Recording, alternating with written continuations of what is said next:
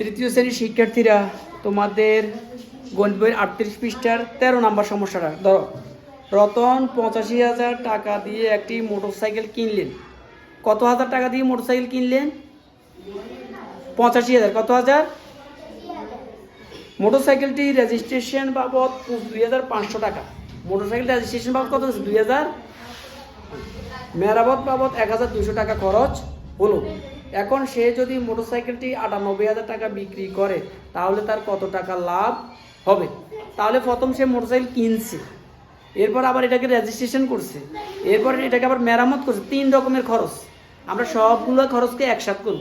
একসাথে করলে কি করতে হবে? যোগ। তাহলে আমরা প্রথম লিখব মোটরসাইকেল কিনলেন। মোটরসাইকেল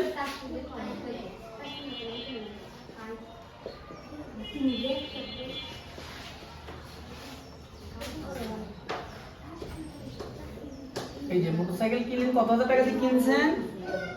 85,000। এরপরে কি কিনছেন? রেজিস্ট্রেশন বাবদ। রেজিস্ট্রেশন বাবদ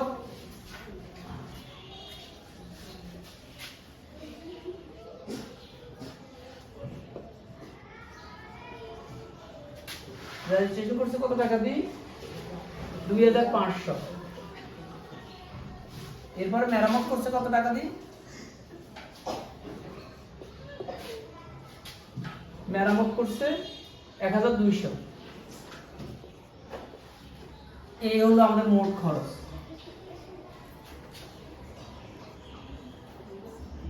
মোট খরচ একসাথে করতে হলে আমাদের কি করতে হবে? যোগ করতে হবে। যোগ করা 0 0 5 2 7 5 2 7 8 8। খেয়াল করো, এই 88,700 টাকা মোটরসাইকেল বাবদ খরচ হয়েছে। একটা হলো মোটরসাইকেল কিনছে, তারপর রেজিস্ট্রেশন করছে, তারপরে মেরামত করছে। এখন মোটরসাইকেলটা বিক্রি করছে কত হাজার টাকা? 98,000 টাকা। এখন আমরা মোটরসাইকেল বিক্রি, মোটরসাইকেল বিক্রি কত হাজার টাকা? 98,000 টাকা। আর মোট খরচ, মোট খরচ কত হাজার টাকা? 88,700। এবার আমরা বিয়োগটা করে একটু খেয়াল করো। তাহলে আমাদের কি হলো? লাভ হলো যে কত টাকা লাভ?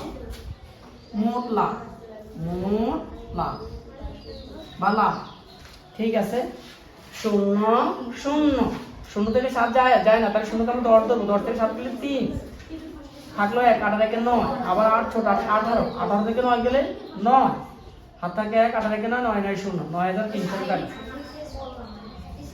ঠিক আছে। তাহলে উত্তর কত টাকা হলো? উত্তর 9,300 টাকা।